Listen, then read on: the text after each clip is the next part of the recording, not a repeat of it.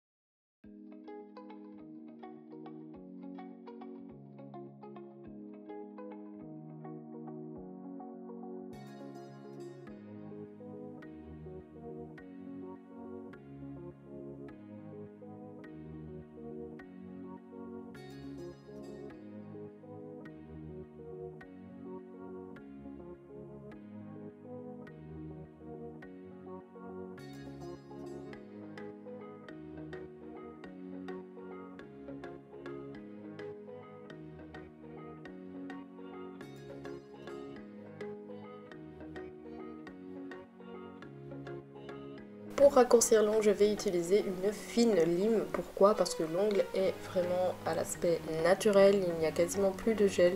enfin, là il n'y a plus rien, on va dire. J'ai vraiment tout bien enlevé. Je vais vraiment préparer la plaque là, pour essayer de la rendre brillante. Donc forcément c'est beaucoup plus facile de limer avec une fine lime que de devoir prendre une grosse lime qui est prévue pour le gel. Donc à ce moment là vous pouvez même utiliser les limes en diamant, en métal comme ça, diamant, pour juste raccourcir votre ongle naturel. Alors je raccourcis toujours à fond quand je fais une dépose. Pourquoi? Parce que je laisse jamais un bord libre qui a été posé par du gel, parce qu'il va sembler plus fragilisé à cause du limage. C'est pas pour ça qu'il est en mauvaise santé, mais il va toujours sembler un peu plus souple, et du coup si la cliente chipote, elle risque de se faire plus mal qu'autre chose. Donc quand je fais une dépose, j'enlève toujours au maximum le bord libre.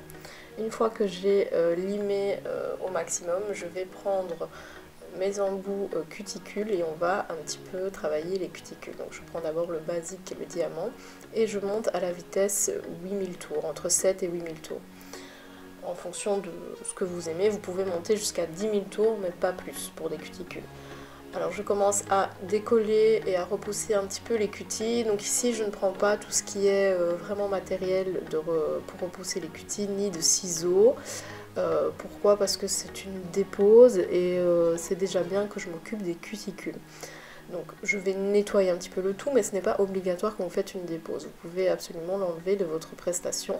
Alors nous, au salon, pour une dépose, nous demandons 10 € en sachant que ça va prendre entre un quart d'heure et 20 minutes.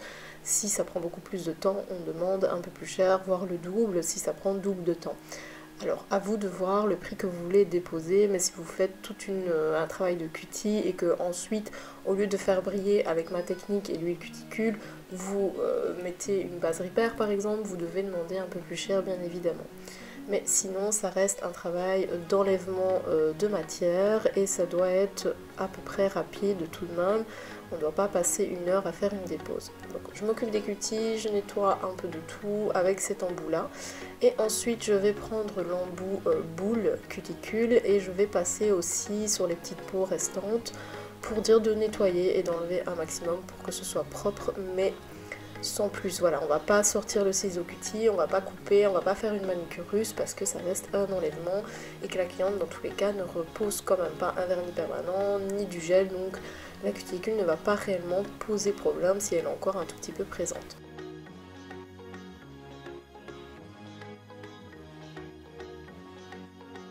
Ensuite, on prend l'embout Emery de grain 240, donc c'est un embout Emery assez fin qui ne va pas trop abîmer la plaque car on est sur la plaque naturelle. Je suis à une vitesse de 7000 tours et je vais tout simplement matifier et enlever les derniers résidus de gel s'il y en a. Alors là, il n'y en a pas, donc on va juste vraiment égaliser la plaque pour être sûr qu'il n'y ait plus aucune petite griffe ou petite bosse, donc vraiment juste égaliser pour dire de matifier. Une fois que ça c'est fait, on va dépoussiérer au maximum et on va entamer le polissage avec les buffers. Donc on dépoussière au maximum pour enlever quand même la poussière. Je prends le premier buffer, donc il y a une face 100 et il y a une face 150. Je vais d'abord utiliser la face 100 parce que c'est la plus forte, c'est la plus grosse. Donc j'utilise l'Emery pour encore, pas l'Emery pardon, le buffer. À force de le passer, en fait, ça va lisser la surface. Donc après l'Emery, qui a déjà égalisé, le buffer, lui en question, va encore plus égaliser et polir petit à petit. Donc j'utilise d'abord la surface 100 qui est la plus dure. Et ensuite, je vais retourner le buffer et je vais utiliser la partie 150. Et je vais passer exactement pareil que je viens de faire. Donc en fait, vous passez votre buffer tout simplement sur la plaque avec des mouvements soit circulaires, soit des va-et-vient. Essayez juste de bien passer partout et de bien passer alentour des cutis, qu'il n'y ait plus du tout une surface brillante par le gel ou par un résidu de gel. Donc je passe la deuxième partie et plus vous allez descendre en grain et plus votre ongle va se polir et va récupérer une brillance naturelle.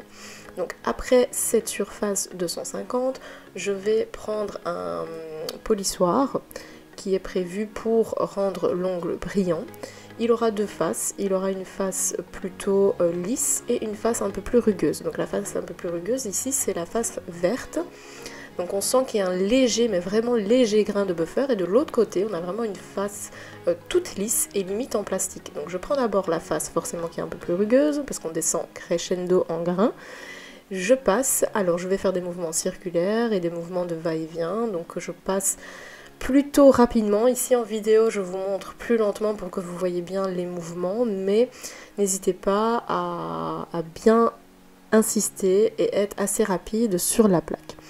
Une fois que j'ai passé cette partie du buffer, je vais prendre l'huile cuticule et je vais en mettre partout sur la plaque et alentour des cuticules. Et à ce moment-là, on laisse l'ongle un tout petit peu boire, donc n'hésitez pas à dépoussiérer à chaque fois bien sûr. Donc on prend l'huile cuticule, on en met partout, entre la cutie, sur le doigt, sur la plaque, et la plaque va boire vraiment l'huile cuticule. Et pour la faire pénétrer au maximum et rendre l'ongle brillant, on va utiliser la surface un peu brillante de ce polissoir, et plutôt lisse, quasiment en plastique comme ça.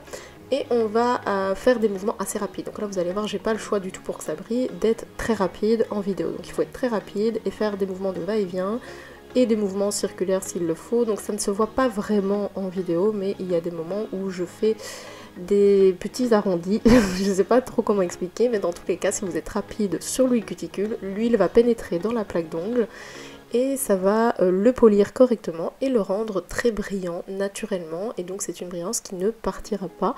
Ce n'est pas du tout comme un top coat ni comme une base repair.